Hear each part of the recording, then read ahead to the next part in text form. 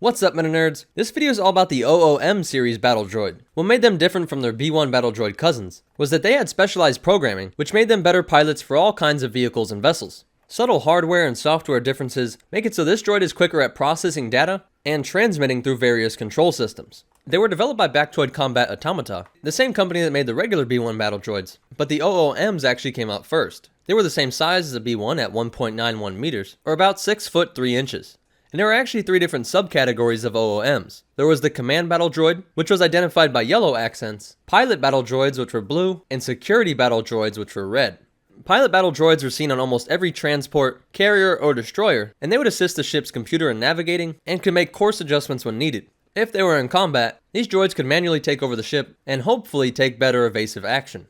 But sometimes the battle would require more of them, and they would just as quickly hop on a turret, carry around ammunition, or even perform minor repairs, basically doing whatever they could to help out the CIS. There was no distinction between the CIS Army or Navy for these droids, and they were just as capable at piloting land vehicles as they were ships. Their roles evolved throughout the Clone Wars, and Separatist Command tried to make sure that there was at least a couple organics around to give direction to the pilot droids. In yellow, we have the Command Battle Droids, who'd act like the commanders of their droid battalions. They had specialized hardware and equipment, which allowed them to receive orders from the central control computer, and relay those to the B1 Battle Droids, or to other Security Battle Droids. These Commander Battle Droids were the only ones that could be active if the central control computer was destroyed, but it couldn't last very long, and would only stay active for another 3 minutes after losing signal. After this, it would enter a standby mode which lasted for 10 minutes, and then if it still didn't receive any signals, it would just completely shut down. Many of them had extra antennae, but some versions of the Commander droids, often the ones aboard armored assault tanks, did not have these antennae. We can't be certain if they were smarter than the upgraded battle droids, which the CIS put into place after their devastating loss on Naboo.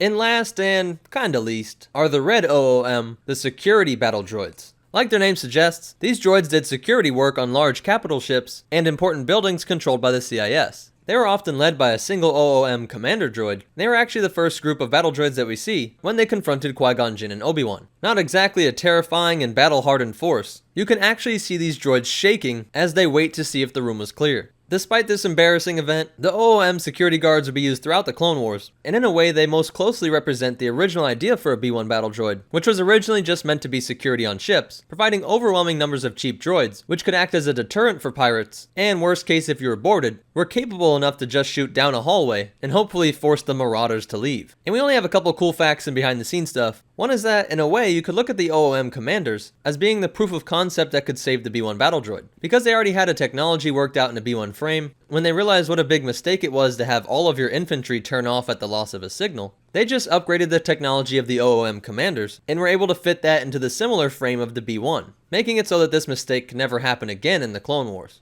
These droids were in a lot of different video games, and there was actually a mistake in the first Battlefront game where pilot droids didn't have their blue markings. But somebody noticed this, and it was corrected for the sequel. Well, that's it for the OOM-Series Battle Droids. If you liked it, go ahead and hit that like button, and be sure to leave a comment down below if I missed any cool facts, or if you have a suggestion for future videos. Be sure to follow us on Instagram at MetaNerdsLore, so you can see us build Star Wars props and cosplays, along with some other cool Star Wars stuff. If you want to help support this channel, check out the description below for our Amazon store and our Patreon. And be sure to subscribe, because we're making videos like this every single day.